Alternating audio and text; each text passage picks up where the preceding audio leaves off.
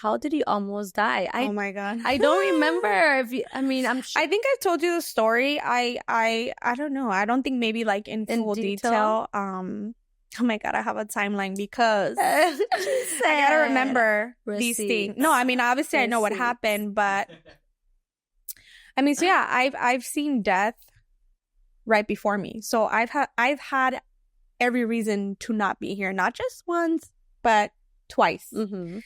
So the first time ever that I was, and I think I feel like I died and came back, to be honest with you.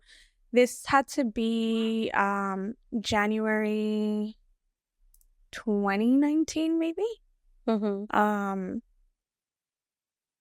Yes, it was around my birthday. We went. What year? 2019, I think. 2019. Yeah. Oh, yeah, because my son was actually about to be 1. Okay. So he was about to turn 1. Yeah. So we went off-roading, or not. It wasn't really off-roading. We went out somewhere, and oh my God, I always get a little. We went off-roading, and then on our way back to the car. So if you don't know, this is like one of those like ATVs, like a Razor, right? So it's not like those like quads. No, it's like kind of like a car. Mm-hmm.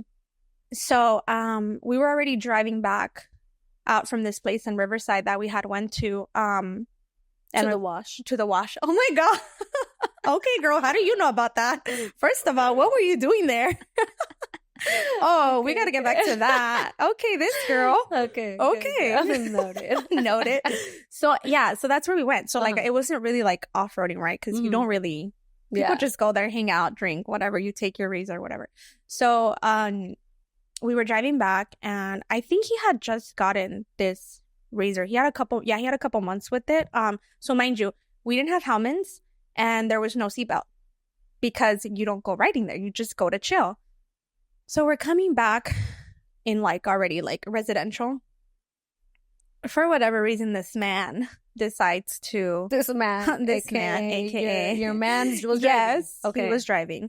So, maybe the adrenaline of, it's my new toy. Let me show it off to my friends. Let me just go fast. And mind you, and I tell him this all the time, these people were not even trying to catch up to you. So he was trying to show off to you. Girl, no. I was over here like with my eyes closed, and I'm like just praying for my life, right? Because actually the week before we almost kind of, and that was off-roading, we kind of almost had an accident.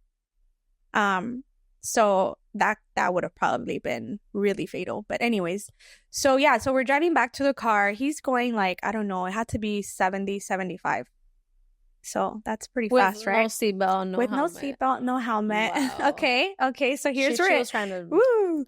So we're almost there. There's a stop sign, and actually, wait, before the stop sign, he's going really fast, and I'm kind of just like, hey, like slow down, right? But I have my eyes closed, and he would always tell me every time we go riding, always if we flip over or whatever, never stick out your hands porque se te puede mochar, right? So I'm holding on to the bar for dear life, like, okay, can we just get to the car?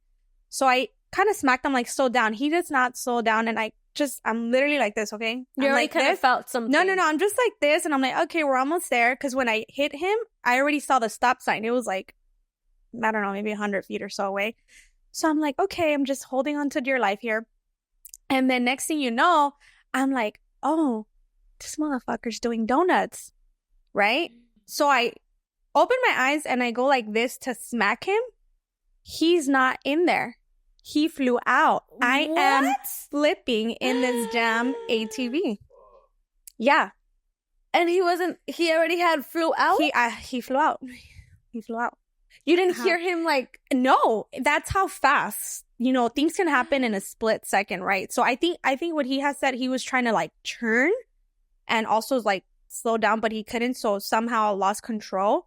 Again, no seatbelt, right? So I didn't see how that happened. Just I know when I opened my eyes to try to smack him again, I'm like... So wait, you thought he was doing donuts? Yes. And the car was just flipping? The car was just flipping. He was already out. I think I probably flipped like 4 or 5 times before it like finally came to a stop. To a stop. So and you like... Or holding on still? I was holding on. Oh, yeah. So when I see that he's not there, I grab on even tighter and I close my eyes and I'm like, God, my kids, right? I have 3 kids at this time. My son was like not even a year old. And I'm like, okay, Dios, like mis hijos. And I swear when I closed my eyes, I saw literally like the light right here, just like white tunnel vision. Mind you, my grandmother passed away 2 years before that. So when I close my eyes, I swear that I see like her and I'm like, oh, ya vino por mí. Like, this is it. Like, this is the way that I go. That's it. Oh my goodness. So finally the last one. So it's a big ass, you know, even though it was a 2-seater, but it's huge. Mm-hmm. How do I didn't walk that day, but how do I walk away with like not severely injuring my head? I do have my clavicle bone did separate, so my joints are separated. But just when it stopped, I'm under and I have the cage right here. So it was this way. So it was suffocating me a little bit. And that's when I see him running from like the side of my eye to me. So imagine. So he was, I don't want to say fine, but I think with the adrenaline, he obviously, you know, he's seeing what happened to me, right? So he's like running towards me and he's trying to pick it up. Obviously he can't. And then I think it took the other people maybe a good 45, 60 seconds to finally get there to lift it off of me. So at this point, and I can't move. I'm like probably numb and I'm just like, oh shit, what just happened? And I'm just there and it was in a residential area. A lady comes out and she's like, I'm a nurse. Oh my God. She's shaking. She's turning yellow. She's gonna go into shock. And I'm literally just thinking like, if the cops get here, like, yeah, this is gonna go wrong. So I'm trying to stay as like conscious as possible. And then I start to wiggle my toes and I'm like, oh, I'm okay. Like, not knowing, girl, like that this all of this right here, like, what do you call it? Like the burn mark or whatever. My arm was so swollen. Like, I still have swelling here, actually.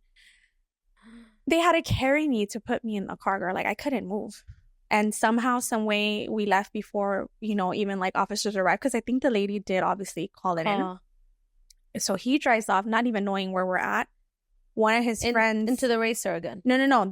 His friends took it. Okay. Then they brought us his truck, and then, you know, they put me in the truck, and he's trying to I don't think he had his phone on him, and I sure didn't. I think he's trying to just figure out, you know, damn, where's the nearest hospital, right? Mm-hmm. And he couldn't, and somehow one of his friends that actually wasn't there, but the guys let him know, he shows up. He found us. And he's the one who drove us to the hospital. And so we get to the hospital, and obviously they can't even carry me out. So a few of like the male nurses came out to just kind of grab me out and put me in a wheelchair. Mind you, I still don't know how bad it is. I'm just like actually tripping the hell out. Like, you still don't like, it's not processed. Happened? Yeah, they couldn't even do an x-ray on my arm to see if it was actually fractured because of how swollen it was. So I ended up being in a sling. And I think that's the first time ever that I have some type of like something traumatic happened to me. So I don't think I knew trauma that well until that happened. And I say trauma because it did cause some PTSD for me. Like, getting in the car after that was just like, we'll go on the freeway and I feel like the whole thing was like flipping. I had really bad anxiety. Even flying, I used to love to fly. I used to love to go, like, I would go visit my grandpa by myself, and now ask me if I can get on a plane by myself. I can't. Like, I can't. So, and the recovery was pretty hard, you know.